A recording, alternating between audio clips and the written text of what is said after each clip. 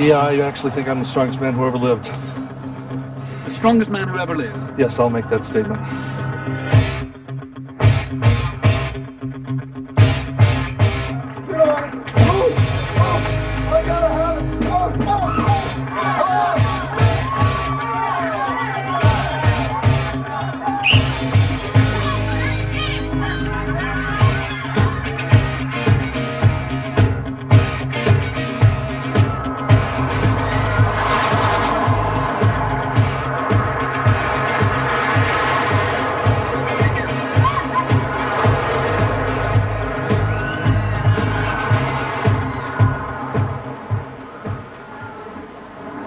Magic Mountain, just north of Los Angeles in California, is the sort of place that deals in superlatives.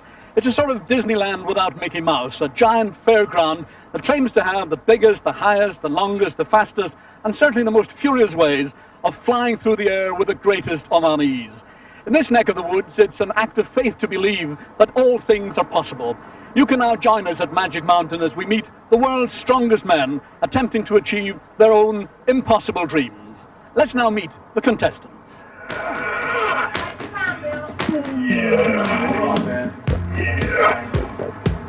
Hi, I'm Bill Dunn, and I'm from Charlottesville, Virginia. I weigh in at 360 pounds.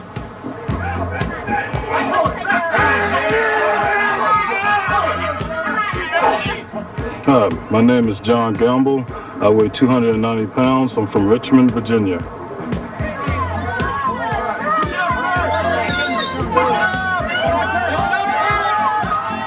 I'm Kurt Marsh from the Oakland Raiders. I weigh 285 pounds. I'm 6'6".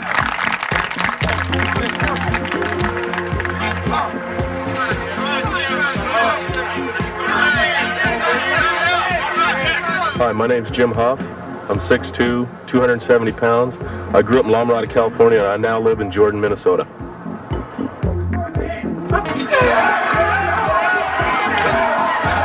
Hi, I'm Dave Waddington. I'm from Sandusky, Ohio, and I weighed in at 280 pounds.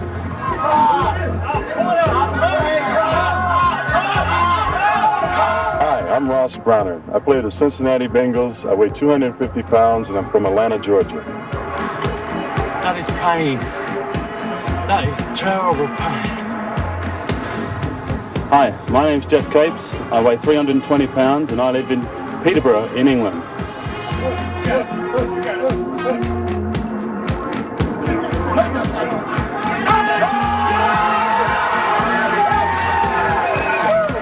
Hi, I'm Tom McGee.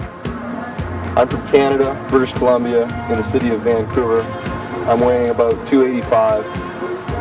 And what else would you like to know?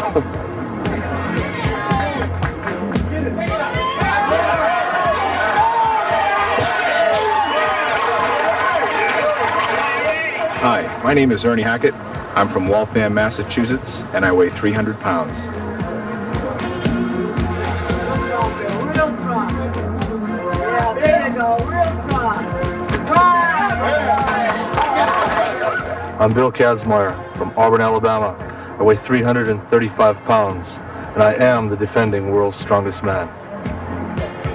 Those 10 men pit their strength against the law of gravity and human limitation to become the world's strongest man.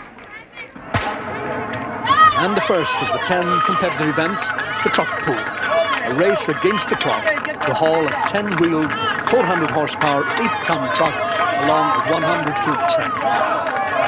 In this heat, 2 powerlifters, Dave Waddington there in the blue lane and John Gamble in the yellow. Once the inertia of the truck is overcome, it's a brutally simple matter of keeping the pressure on, keeping the center of gravity low, and blocking out the persuasion that the track is stretching off into infinity.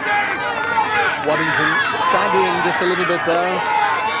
Once this truck stops, no human muscle power is going to get it moving again, and poor John Gamble there, feeling the agony, and a good time for Waddington. He's over in 53.25 seconds.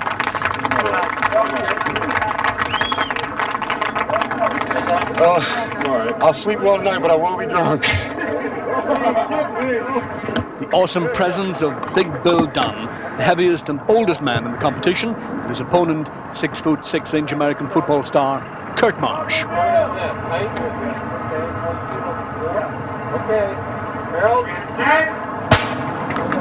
So far, the blue lane has been the lucky one, and there can be no comfort to Marsh. But so far, nobody who started in that yellow lane has completed the course. Done, great determination from him, feeling I'm sure every one of his 40 years, putting those 360 pounds of body weight and massive strength to good effect. Staggering a bit, as the blood drains away from the upper body, and every step takes both of them farther through the barricades of pain. Legs turn to legs. Probably Dunn can't see this, that Marsh is really staggering now, beaten, hardly falling. From now on, for Dunn, the target through his blurring vision is that so far away from him. And he finishes in the time just behind Waddington's, and another failure in the yellow lane. All I can say is that's the hardest thing I've ever done. That thing's a damn man. Jeff, you've got the bad luck of drawing the yellow lane. No one has finished in that lane yet. That's true, but that's the luck of the draw, and it's one of the unfortunate things of seeing all the other competitors stopping, and unfortunately in the same place. So it makes you wonder whether there is a discrepancy in the surface. My NBC colleague Bob Trumpy talking there to Jeff Capes about what could be more than just a jinx on that yellow lane. You see Jeff trying to exercise it with a charm, and probably too trying to blot out the thought that he's taking on the mighty Bill Kazmaier. Often this looks like a real race. Very little in it at the start. Both men keeping very low, trying to build up that speed. Kazmaier is just beginning to get away, building up that momentum, really piling on. Now Capes is getting past that sticking point. Remember, nobody's finished in this yellow lane, but he looks as if he's going to overcome whatever it is that's wrong with this lane, battling against what now seems certain to be strange disadvantage. Kazmaier, though, looks as if he's got it all the way. He really is charging down that line, heading on all fours, and it's going to be a remarkable time. Just over 37 seconds, really quite astonishing time. But now for Jeff Capes, it's a test of character and determination, slonging it out to complete the course, looking anxiously for the time, and he's second. Check it. Jeff, you're the only man to finish in the left lane, time of 46 seconds. Yeah. I'm happy with that. You've made a point. Well, with respect to all the other guys, they've got the option of going again. Well, the decision was made I can go on the blue lane again if I want, but I don't think they're going to beat 46 seconds. I'm happy to pull it when nobody else has pulled it. Well, Jeff's satisfaction didn't last long, with the judges deciding to give the contenders from that suspect yellow lane the option of another go in the blue. Kurt Marsh took the chance and gets a time of 44.9, 2 seconds faster than Capes' time.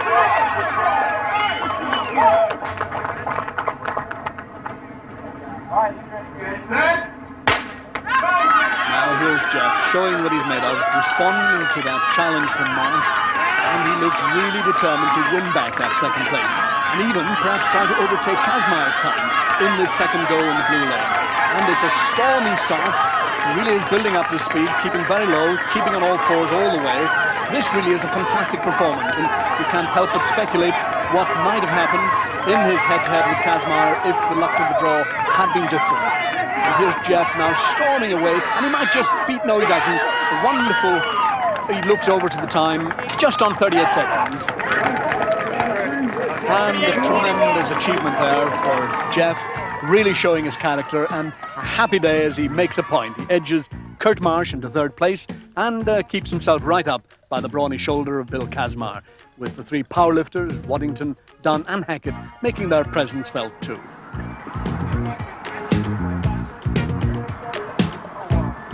Magic Mountain gives a whole new meaning to swings and roundabouts as we move to the second event, the log lift, where the techniques of the specialist lifters should come into their own as they tackle increasingly heavy tree trunks. Ross Browner, American football star, is fast and strong, but he had to find himself in 10th place with this best lift of 224 pounds.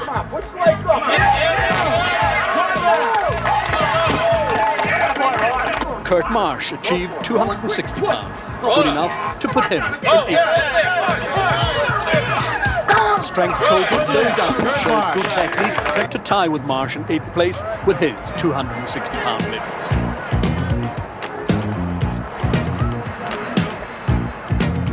Good lift for Bill Dunn. Jim Huff, having achieved a creditable 285 pounds, tried to hurl aloft a 320 pound log.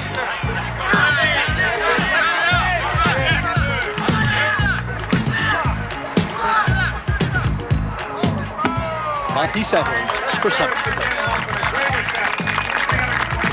Dave Waddington offered up a prayer, which seemed to be answered as he tackled the 320 pound log.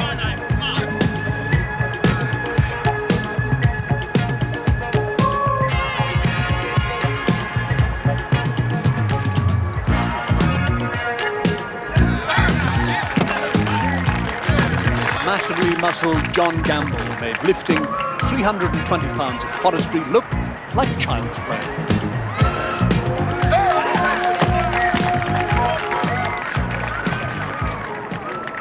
Now here's Jeff Capes. Now Jeff isn't too fond of this event. Last year he failed at 312 pounds. Here he is going for a personal best of 320, which would be a remarkable improvement. And here he goes. He's got to lock these arms out. Plenty of encouragement, all the determination in the world. And he's made it. Personal best. And he hates that tree.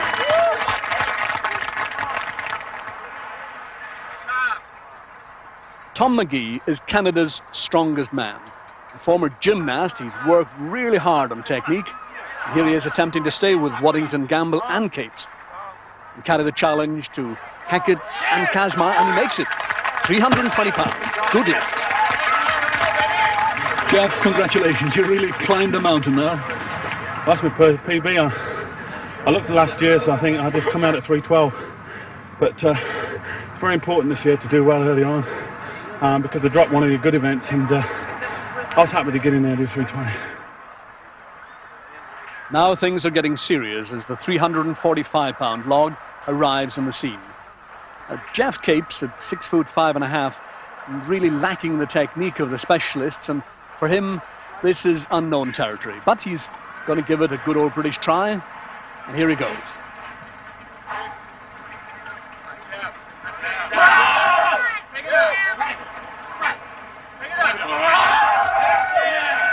And 345 pounds just proves too much for Jeff Capes.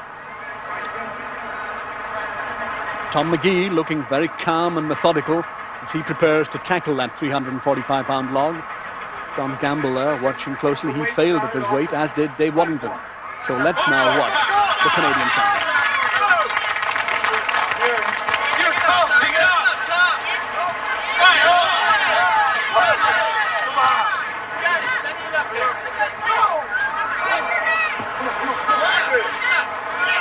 Well, did he lock up? No, that left elbow just wouldn't straighten up. Didn't quite make it. So now it's left to the power man. Here comes Hackett. First of all, Ernie Hackett to fight out for the top place. And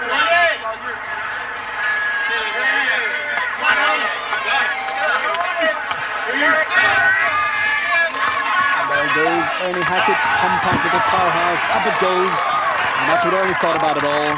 Really enjoyed that. Really did psych yourself up for that, didn't you? Well, I put it all together for just that one big effort because there's just no way I could make it the second time. Just couldn't be done. So just once, that's all you needs to get the second place, you know? Now, do you reckon you can top that weight? Well, we'll have to see how Bill does first.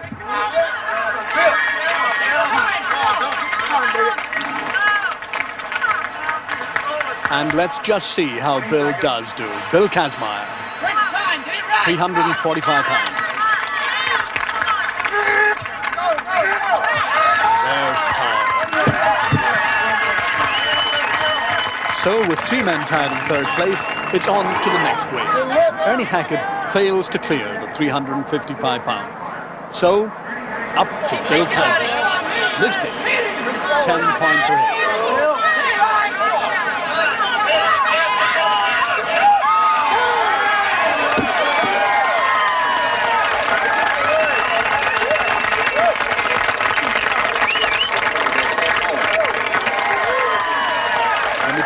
on, Kazmaier seemed able to call on that extra effort, that extra belief in himself, the hallmark of a great champion, and a little touch of surely permissible arrogance and defiance.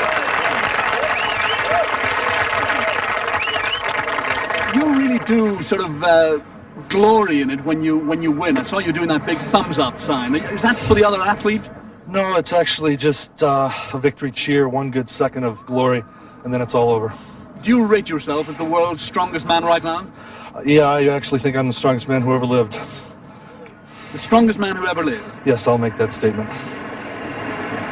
So, after 2 events, a supremely confident Kazmaier with complete full house, 20 marks from the 2 events. With Jeff Capes putting up a strong challenge, 15.5, just behind him, Hackett and Waddington. The third and final event of the first day here at the World's Strongest Men competition is the first event borrowed from the Highland Games heavy events, and that is tossing the 56-pound weight over the bar. Now, this came about as a variation of tossing the sheaf over the bar when somebody had the idea, well, why not try a weight? Where do you find a 56-pound weight lying handily about? Well, what you do is you go along to the local miller, and he's bound to have a half-hundredweight weight, and it's looking something like this with a ring pull on it.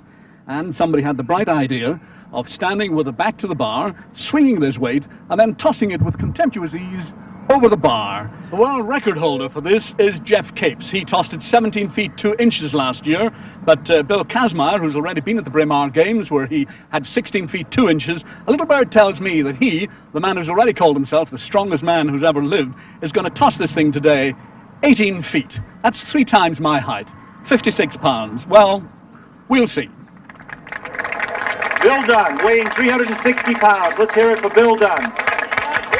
In the early stages of the contest, Big Bill Dunn, like most of the athletes, had never tried anything quite like this before. It's all about rhythm and coordination and suppleness as well as brute strength. The bars at 13 feet.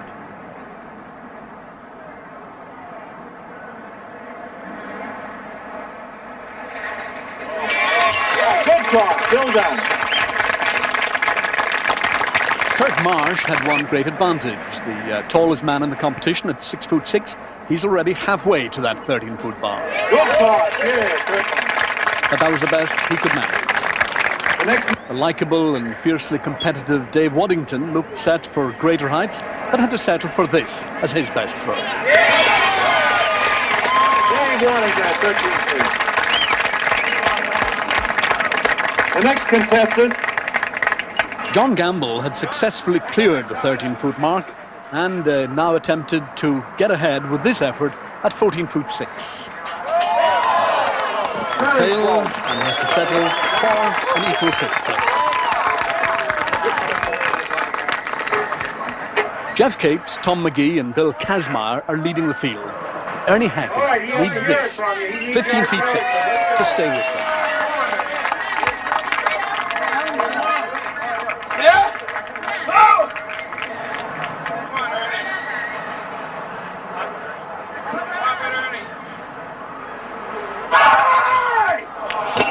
Ernie gave it everything there, but it wasn't just good enough. So now it's time to watch the shootout for the final here. Round the Highland Games circuit in Scotland, this man, Jeff Capes, has wound up a formidable reputation for himself in the traditional events. He's the world record holder at this event, and he really has mastered the technique.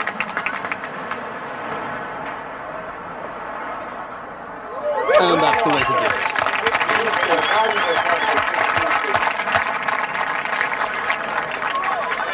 Bill Kazmaier, too, is completed in the Highland Games at places like Braemar, and he knows what it takes. Purists would note that perhaps the rhythm isn't quite as smooth, but the result is just as impressive.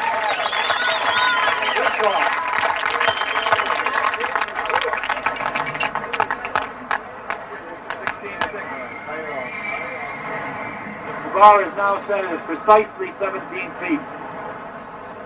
McGee has gone out, and as so often, it's a battle between Capes and Kazmaier. And here goes Jeff. Watch out for that smooth pendulum swing.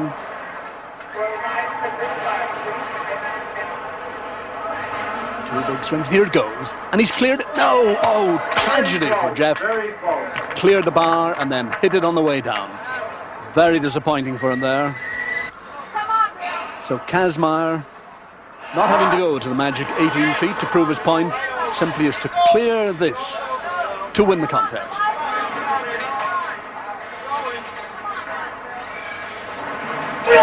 And that is a fantastic height. Fantastic.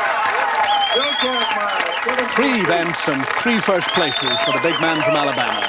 And as you watch this power wind up, you judge by how much this weight clears the 17-foot bar. Bill Kazmaier, congratulations. You know, when it comes down to that kind of shootout, what goes on in your mind? Because it seems to me it's much more than just muscle power at that stage. It's got to be brain power as well. Yeah, it seems to come down to Jeff and myself a whole lot. And when I look him in the eye, I really can get up.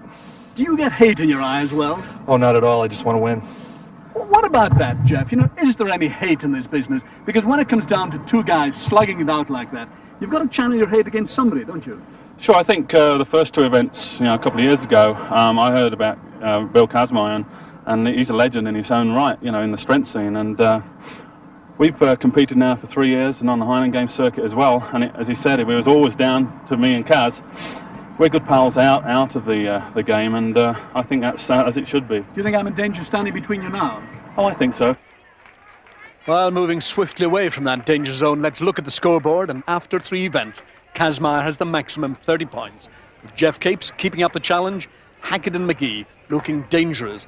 But with the footballers, Huff and Browner, still to make any kind of impact on this competition.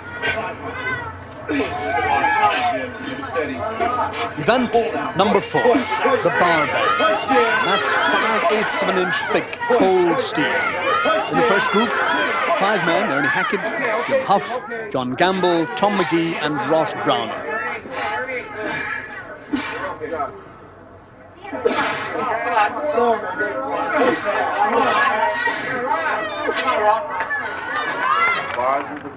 In the second group, on the same bar, Kazmaier, Waddington, Dunn, Capes and Marsh. And a fantastic variety of headgear being tried out. Kazmaier's trying a touch of the Eastern Promise with what looks like a rather elaborate turban on his head. But it is a towel. Jeff Capes adopts the rolled-up towel.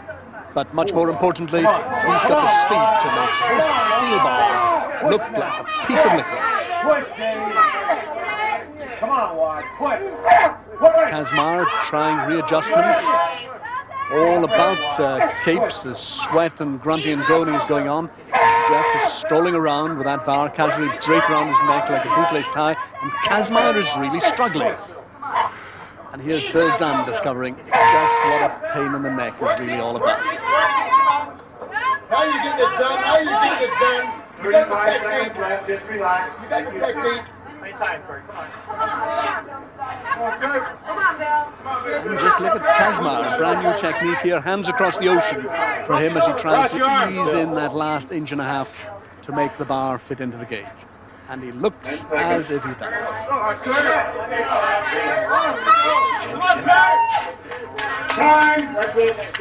So John Gamble and Jim Huff join Capes and Kazmaier to decide the top 4 placings. The bar for the final is now 11/16 of an inch thick and 4 foot 6 inches in length. So let's watch Capes as he makes his attempt on the bar, and look at that. Great speed, no bother at all. And he's done it. Now, if Kazmaier has got any sort of peripheral vision, he must be able to see or sense Capes stalking about at the back there with a job done, which must be a signal for the big man and for Jim Huff, who really are struggling here. Now, this could upset the whole balance of this contest. It looks as if the British champion could make a real impact here. Huff is struggling very badly. Kazmaier looks as if he might be getting that. John Gamble making little impression. One-man race, and the winner, Jeff Capes. Kazmaier manages only 7 points, with Jim Huff and John Gamble ahead of him. But if there were bonus points for ease of victory, Jeff Capes would be 20 points instead of the valuable 10 that he does score. Flushed with that success, Jeff Capes should have made mincemeat of the opposition in an event in which he's a master. tossing the caber, but he got it all wrong, and this is what he thought of his effort.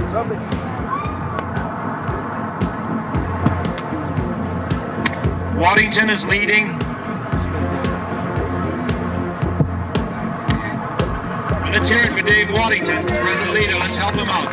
So it was left to Dave Waddington to maintain the honour of the clans, and what he lacks in finesse, he more than makes up for in enthusiasm. Now, Highland Games purists may not rate either the rather puny caber or the Waddington style. How about that?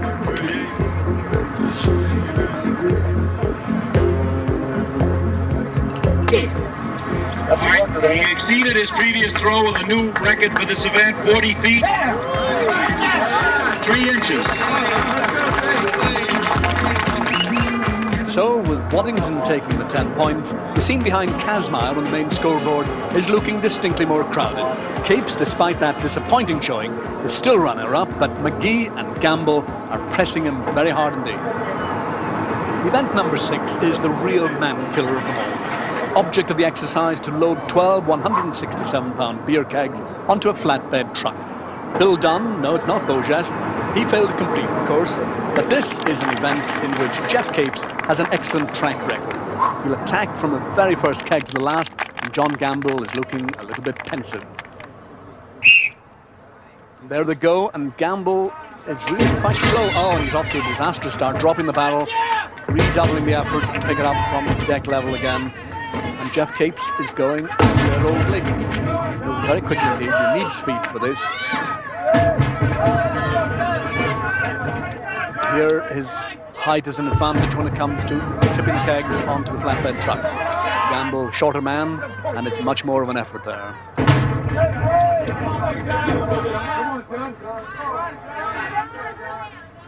Tremendous encouragement for these men. Everybody realizes just what an incredible physical effort this demands. Jeff, with only 2 battles left, picks up the second last one. But Gamble is really suffering. He's beginning to get that walking underwater look to him as he staggers his way back there. He's having problems. Hot day here in the California sunshine, and here comes Jeff Capes now, coming in with what is a good time, best time so far. Oh, the effort of it all.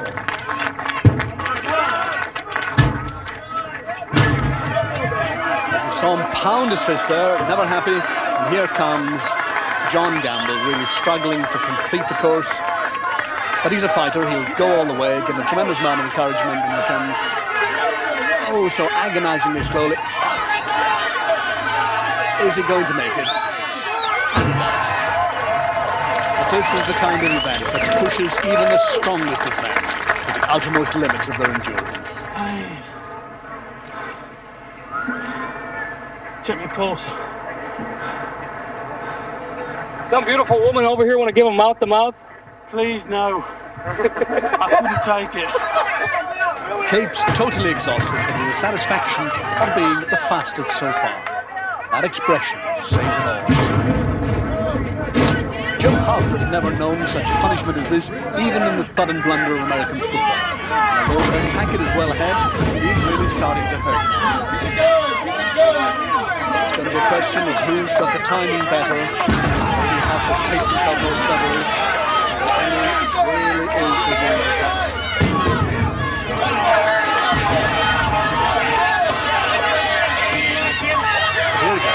Slow and steady he may be, but it looks as if he's coming in to win. Huff looks over at him. Oh, and he's dropped it. Disaster for Hackett, and Huff sees the opportunity, rushes in. And what is that?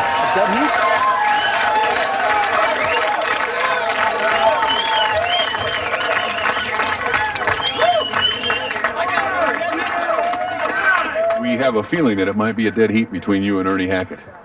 Well, I'd like to run it again. Who said football players are dumb? That was, I thought I'd lost. I didn't. When I saw that Ernie had dropped the barrel. No jokey responses from Ernie. The disappointment of being adjudged second there, beyond him. Now, if anyone can catch up with Capes, it should be Kazmaier or his opponent here, the big, fast and superbly conditioned American footballer Kurt Marsh. And Kurt seems to be absolutely oblivious to the pain of this event, unlike the mighty Kazmaier, who looks distinctly distressed. But he looks as if he's out for a Sunday afternoon stroll. Oh, and he's dropped the last barrel. Kazmaier feeling the pain, and let's watch this final finishing in 1 minute 17 seconds to take 5 seconds off the time amassed by Capes. And look at this, the mission of Bill Kazmaier. Kurt Marsh, a fantastic time there, 1 minute 17. You're hardly broken sweat. You're not even breathing heavily. How? What sort of stuff are you made of?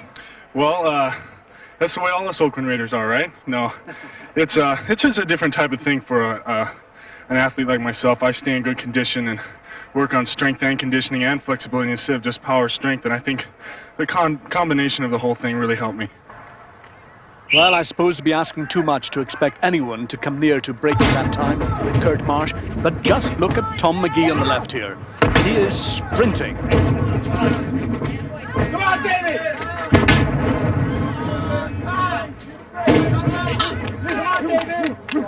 McGee, of course, as a former gymnast, has a great deal of agility, a great deal of speed, and of course tremendous strength. He really is attacking these battles.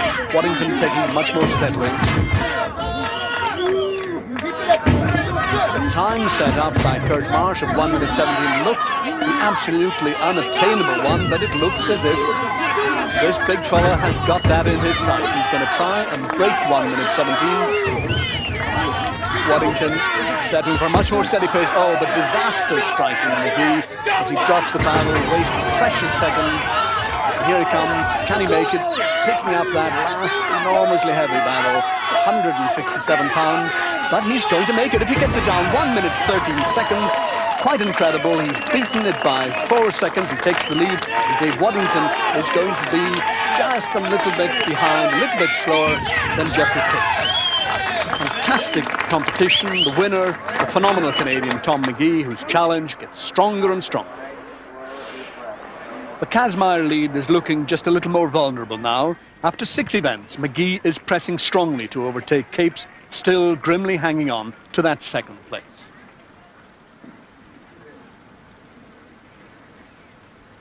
Well, after all the frenetic dramas of yesterday and the keg loading, and with the scoreboard in a very interesting situation indeed, today a much more placid setting for the 3 lifts, all based on power lifting.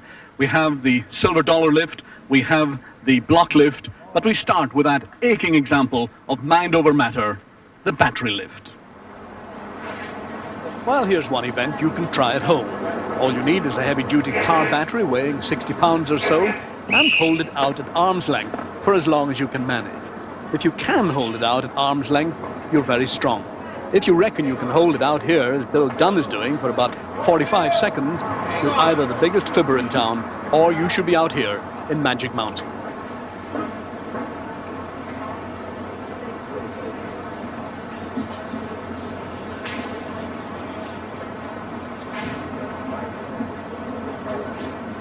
Hang on, fight it!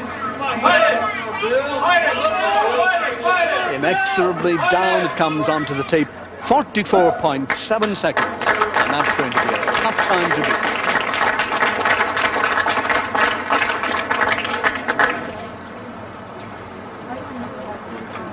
This is Tom McGee. Now, Tom hasn't got the ideal physique for this effort because he's not so massive as Dunn or Gamble, and those long arms will take an awful lot of punishment as he tries to lock them out. Come on, Tom. Hang it. Come on, hang it. Come on, Tom. Hold it in there. Real good, Tom. Let's go. Come on, Tom. Come on, Tom. Take it up. You can do it. You gotta lock that. Get up. Take it up, baby. 44.7 seconds was the time set up by Big Bill Dunn, and it looks as if this big fella from Canada could beat that. He's struggling, fighting against the battery, and it's gone. Now the timekeepers are consulted. He looks a bit despondent, and I think we just heard he's lost it by 1.5 seconds.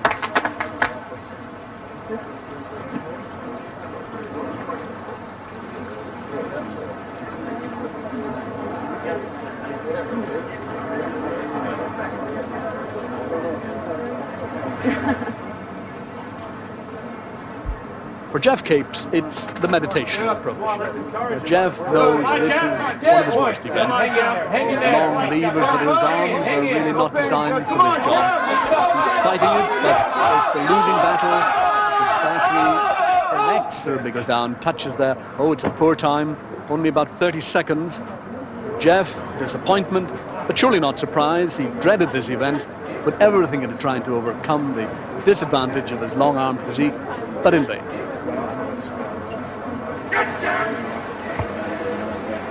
But here's a man designed for this event. John Gamble has the sort of massive pectoral development and upper arm strength that almost lets him rest his arms on his upper chest. He also has a marvelous Buddha-like calm about him. Wow, this is going to be an incredible time. He looks completely serene, and down it goes on 56.7 seconds, shattering Dunn's record. Surely nobody will beat that.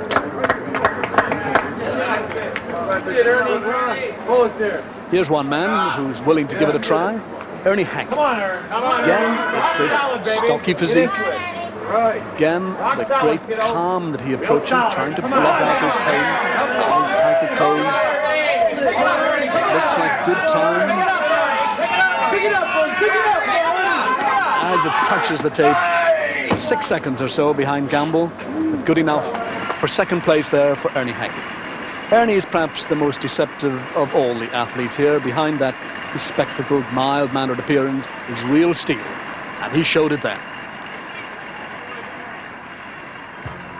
And look at these times. Again, the competition really opens out. Kazmar finishing 5th in the battery lift, and those two solid citizens, John Gamble and Ernie Hackett, really making their challenge. Jeff Capes finished last in this event. And as Jeff's hopes plunge, just like the screaming inmates of the giant Colossus switchback, the master scoreboard should now make very interesting reading. And as we can see, Tom McGee now, who's giving Bill Kazmar a fright. Jeffrey Capes has slipped to 3rd place overall. Marsh, Gamble and Hackett look ever more menacing.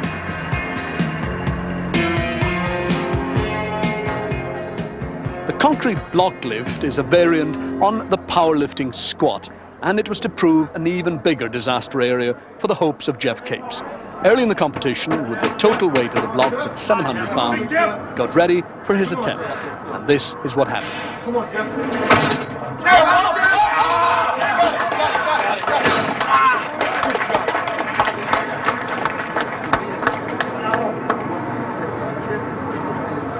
Obviously, a severe injury for Jeff Capes, and we can see the pain of it reflecting in his face.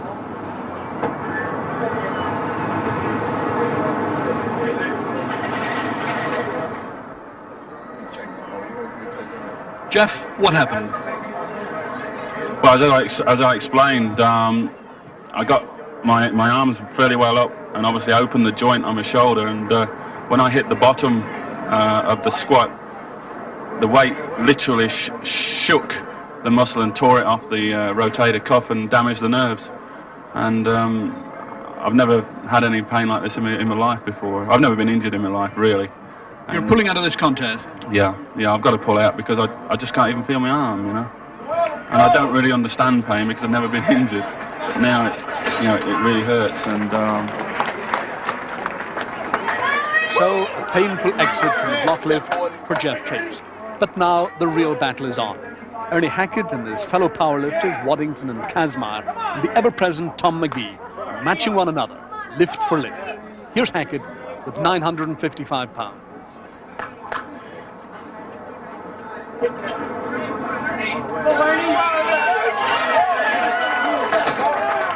Phenomenal lifting from Hackett.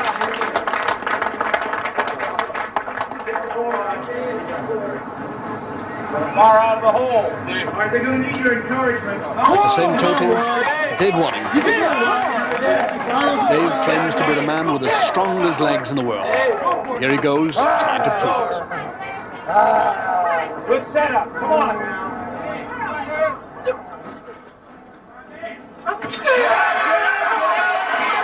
And Dave really enjoyed that.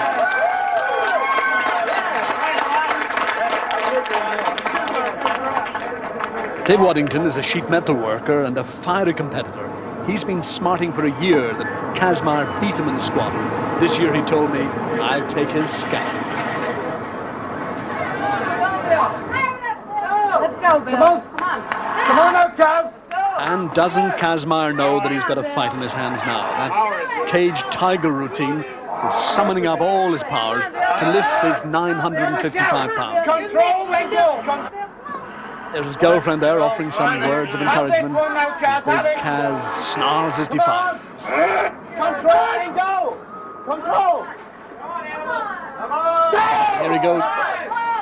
Problems for Big Kaz. He's not going to make it. This is remarkable. The crowd is stunned into silence. Kazmar fails at 955 pounds. Into tension steps the man in the overall second place, Tom McGee.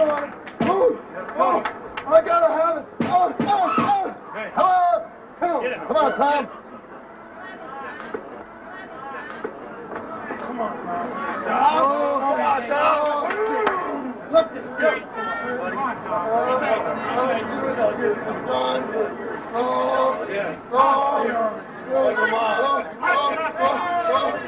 Don't stop.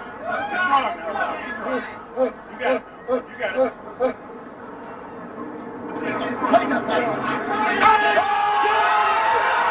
Oh, fantastic stuff. It's worked. Where Kazmar failed, McGee has succeeded at 955 pounds. The youngest competitor in the competition, Tom McGee, surely an example of the power of positive thinking.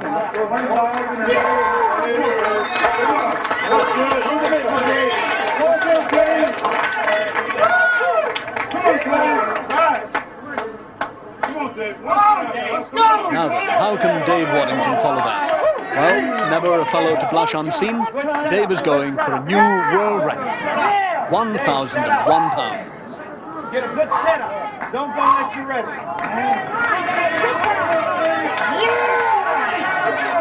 right, fast on the bar.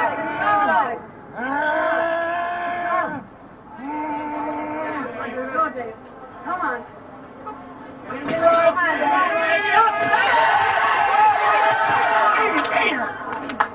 Oh, and how Dave hates to lose. Come on, guys. Pull it in. Come on, pull, man. Move further. Move further. One good sprint. One more. Come on, get it. Pull harder. It's in. It's in.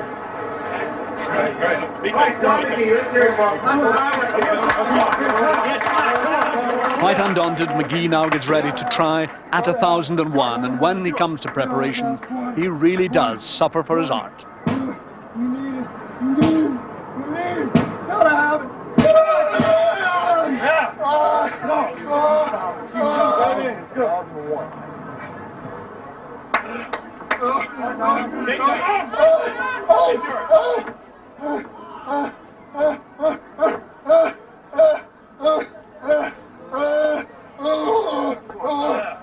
Squad, you, I got you.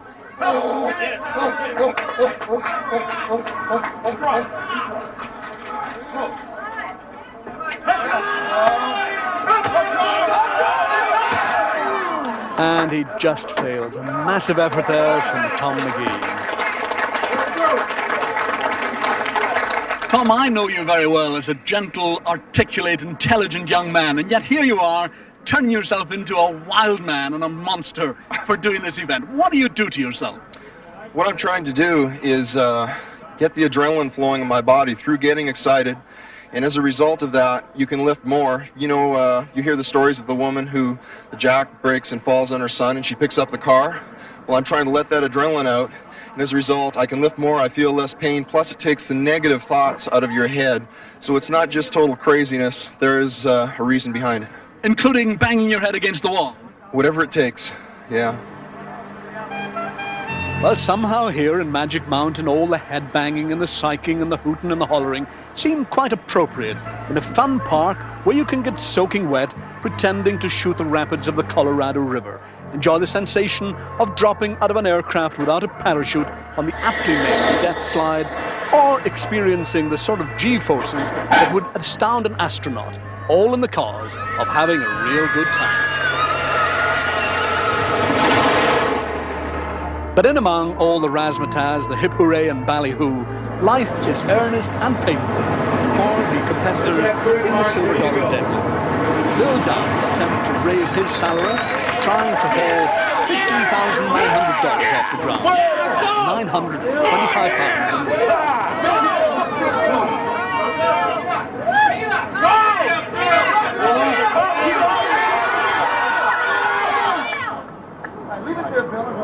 And there's the power of inflation for you.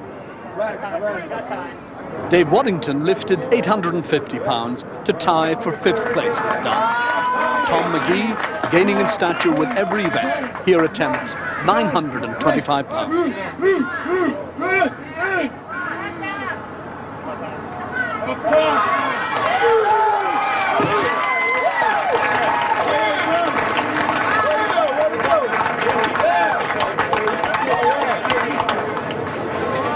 Well, Bill Kazmaier must be feeling the hot breath of Tom McGee at the back of his neck as he tries now for a 975 pound. That's 17,000 worth of silver dollars. Jim Huff looks as if he can't believe it.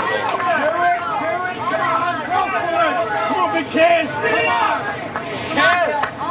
Come on, Bill! Come on, Bill! And just look at that. Well, you've got to admire the man injured in the squat, and here he is in the kill at the dead weight, 975 pounds. Bill Cannon.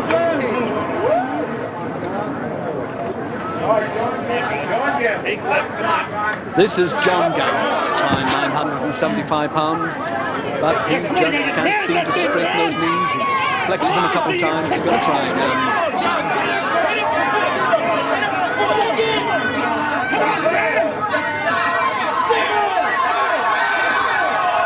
But it just will not happen. Tom McGee, a sniff of oxygen, more of that positive thinking, and here he goes, at 975, to be up there with Hackett and Towers. Get on, you!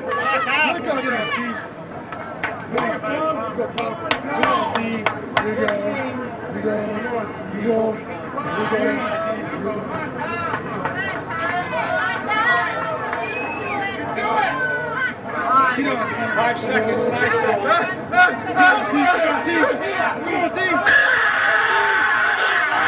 Alright, that's it. And it's failure there for Tom McGee. Bit of disappointment. He looks philosophical about it. And more filthy lucre pouring in to bring the cash total to $18,500. Weight, 1,055. Ernie Hackett here, quietly drawing his concentration around him like a cloak, turning his back on the tumult behind him as Bill Kazmaier gets ready.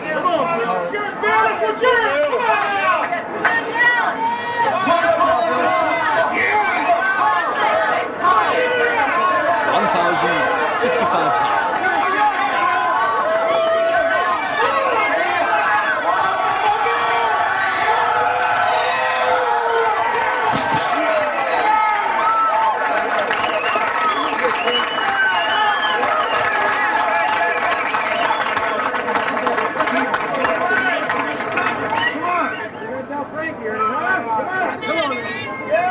Ernie Hackett now attempting to stay with Kazmaier at that level, 1,055.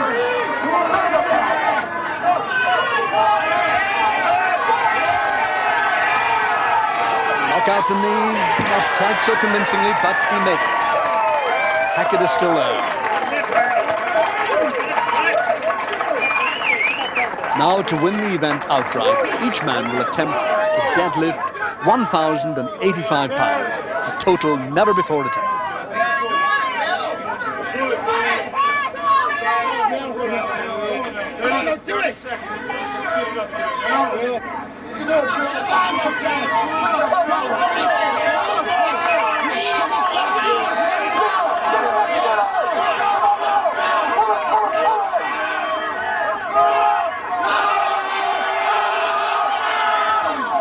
Well, even the strongest man must have a limit, and that looked to be it for Bill Kazmaier today. Now then, Can Ernie Hackett deadlift a weight that, in the words of the Master of Ceremonies here, has never been lifted off the surface of the planet Earth with human muscle power? 1,085 pounds. Here he goes.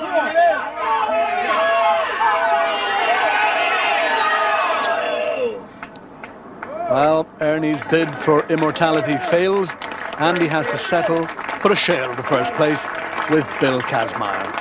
And as we look at the scoreboard there with the points, 9.5 points each for Hackett and Kazmaier, 7.5 for Gamble and McGee. Ernie explained his motivation. I'll tell you, 90% of the psyche I have is to beat Bill Kazmaier. It always has been. I go back with Bill, in a British Strongman contest 3 years ago. And I came in third to him there where he won it. And since then, I've just always wanted to beat him in one thing, I came close today. At least we tied. Could I put one final tactical point to you, Bill, and that is tomorrow the sumo wrestling. In past times, you haven't even had to enter. You've been so far ahead. Could you have taken too much out of yourself on that last couple of lifts? Oh, I don't think so. My body's in pretty good shape. I'm looking forward to the wrestling. So you're going to go head for head in the sumo? Yeah, I hope nobody loses any teeth. Gentlemen, congratulations again. Many thanks. Thank you. With only one event left, the competition is poised for a grand finale. And with the final event counting double points, any one of these top 5 men could win the overall competition, depending on the outcome of the final events. Now, as if the Japanese didn't have enough problems with earthquakes, they came up with this sport, in which the ringside spectators live in ever-present danger of being flattened by 300 pounds of flying flesh. Sumo wrestling and the rules of the game are devastatingly simple. The contestants line up in a wide-legged crouch with their knuckles on this thin blue line, and for the next few moments of explosive action, the whole object of the exercise is to eject your opponent from the dohyo or ring, or to bring him to ground within it. With the results at the top so very close, the outcome of the whole contest could depend on the battle within this ring. So, let battle commence. Battle it is. Kazmaier versus Waddington. If ever there was a grudge match, this is it. Waddington has been dreaming and scheming of how he's going to take Kazmaier apart for 12 months now. Let's see. All four on the line.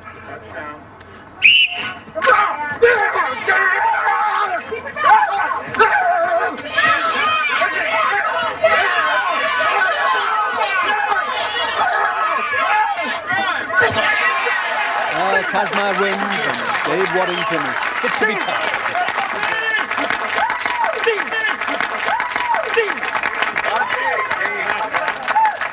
Sumo wrestling is all about leverage, speed, and using a man's strength and weight against himself.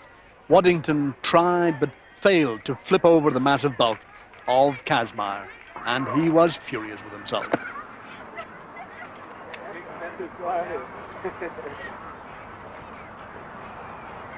American footballers traditionally do well at sumo. They're fast on their feet, know all about body contact, and usually have to develop a mean streak to survive. Huff and Browner here are well matched, and Browner at long last looks as if he's found an event to suit him. And wins.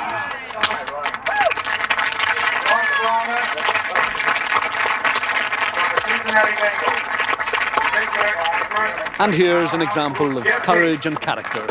Jeff Capes, in spite of that painful injury in the block lift, is set to tangle with Ernie Hackett in the sumo. 275-pound powerlifting champion, Ernie Hackett.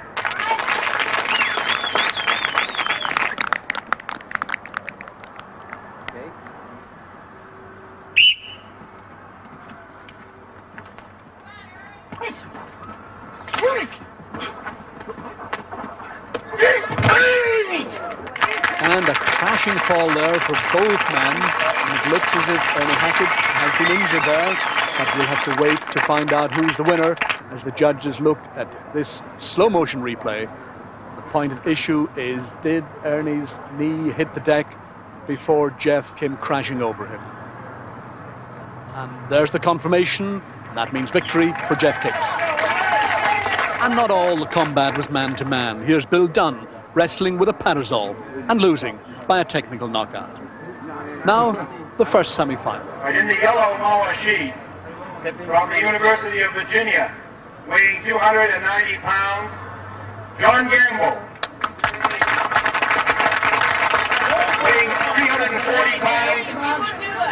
Kazmaier. Let's hear it for Bill Kazmaier.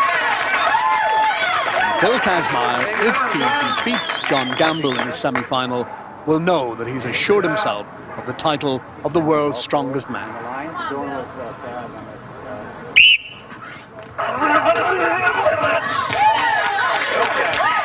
And he's done it, assuring himself of the title of world's strongest man, but now he is still to wait to find out who will challenge him in the sumo final. The one sure thing is that it'll be one of these American footballers. From the Cincinnati Bengals, let's all give a big hand to Ross Browner.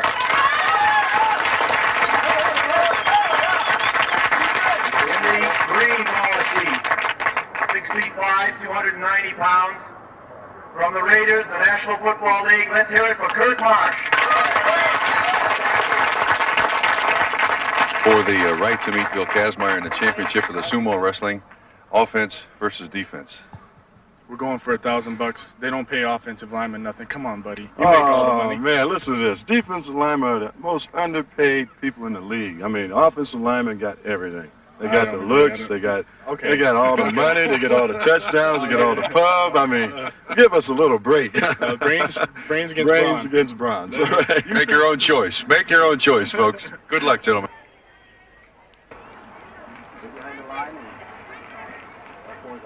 Sit down.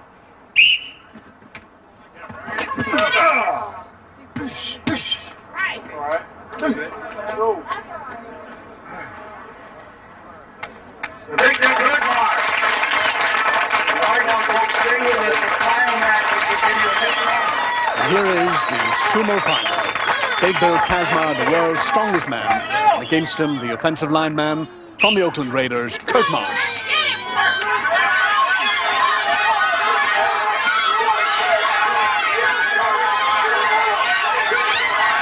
And a classic confrontation there. Kazmaier, infinitely the more powerful man, is overcome by the speed and leverage of the much faster Mark. Kazmaier tried for the bulldozing tactics that succeeded so well against Gamble, but Marsh understands about speed and leverage and balance, and he flips him over so very easily. Well, we're used to high-speed contact, staying down. In football, as an offensive lineman, I'm blocking for the backs with the ball. The backs have the ball, I'm keeping the defensive men away, and it's my job to knock people down without getting knocked down myself. And it's very similar in the leverage points and keeping your head up and quick feet and all that kind of thing. That victory gave Marsh 6th place. Jeff Capes was a brave 4th, but the real threat came from Canada's Tom McGee, at top of the heap for the 3rd successive year, the super heavyweight powerlifter from Oberon, Alabama. Bill Kazmaier, many congratulations for the 3rd year in succession declared the world's strongest man. What does that mean to you? Well, it reaffirms my idea that I'm the strongest man who ever lived. And I've already forgotten about it, even though it's only 2 minutes ago. Looking forward to next year and a comeback to defend my 4th year. Former Olympic gold medal hammer thrower Harold Connolly presents the British Beef Trophy to Bill Kazmaier, who has surely made good on his claim to be the strongest man who ever lived.